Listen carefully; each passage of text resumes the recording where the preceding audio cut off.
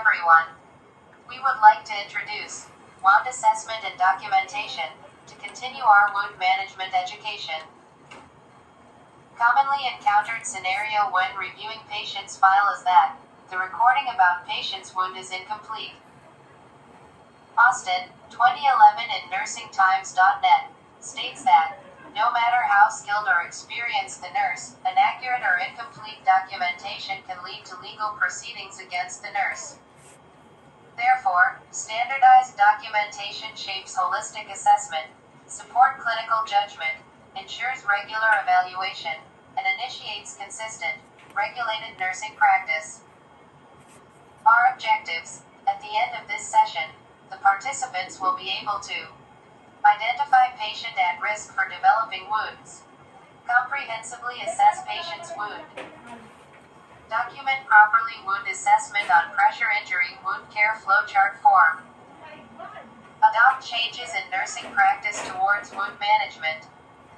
Factors that cause skin impairment are the following. Extremes of age. Elderly have changes in the connective tissue reduces the skin's strength and elasticity, while babies have underdeveloped skin barrier. Immobility. Affects certain skin particularly with undistributed pressure that causes pressure injury if not relieved. Poor nutrition. Skin needs nutrients in order to function properly. Mechanical forces such as pressure, friction, and shear. Pronounced bony prominences. Poor circulation such as in cases of cardiovascular diseases may affect particularly in the lower extremities. Altered sensation in cases of diabetic patients or as a result of trauma will cause patient of losing a sense pain. Incontinence. Such urine or stool may disrupt skin pH balance, thus will lead to skin irritation. The pressure injury risk assessment tool is helpful in planning care to all admitted patient.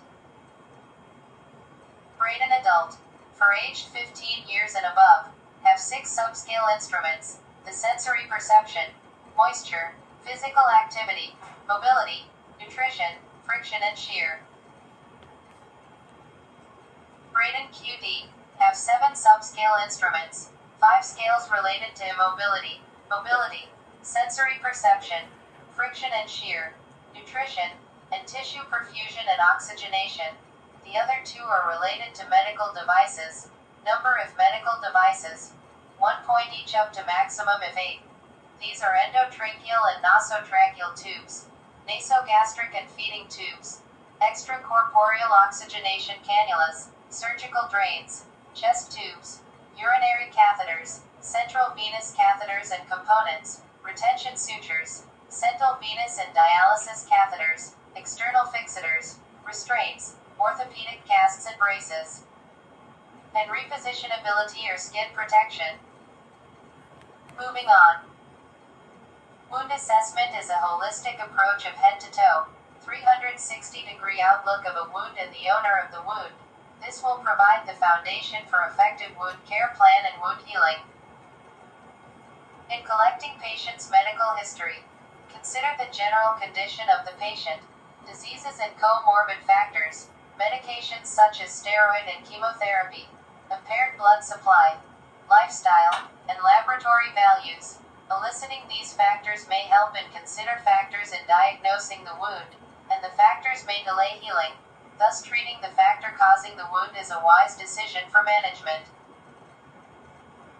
Describe the wound by its location. Wound onset. Community or hospital acquired. Unit acquired. Etiology. Vascular consultation if lower leg ulcers. Stages of pressure injury. Wound measurement. Wound exudate. Wound bed. Wound odor. Wound edge. Skin surrounding the wound. Wound pain. Treatment or dressing used. Diagnostic test and results. Evaluation of treatment such healing. No change or deteriorating, must all be included. Wound etiology such as pressure injury, arterial ulcer, skin tear, diabetic foot or neuropathic ulcer, venous ulcer, surgical wound, moisture-associated skin damage, and others. Venous leg ulcer is common in elderly, result of chronic venous hypertension, persistent inflammation, Hemosiderin deposits are yellow, brown or black staining of the skin due to protein compound that stores iron in the tissues and accumulate under the skin. Lipodermatosclerosis. Arterial ulcer is due to reduced blood supply, ischemia, necrosis, with little exudate, atrophic skin, common and diabetes, and painful. Diabetic foot ulcer is common in diabetes, hyperglycemia, micro or macroangiopathy, neuropathy, infection, foot deformities. Pressure injury is area of tissue necrosis, caused by prolonged soft tissue compression, local ischemia, moisture, multi-morbid and elderly. Skin tear is caused by shear, friction, and/or blunt force, resulting in separation of skin layers. It can be classified as type 1, no skin loss, type 2, partial flap loss, type 3, total flap loss. These are the proper term to be used. Skin peeling should not be, instead skin tear. Also, skin tear should not be used to describe stage 2 pressure injury. Moisture-associated skin damage may acquired from prolonged exposure to moisture, including urine, stool, perspiration, wound exudate, mucus or saliva.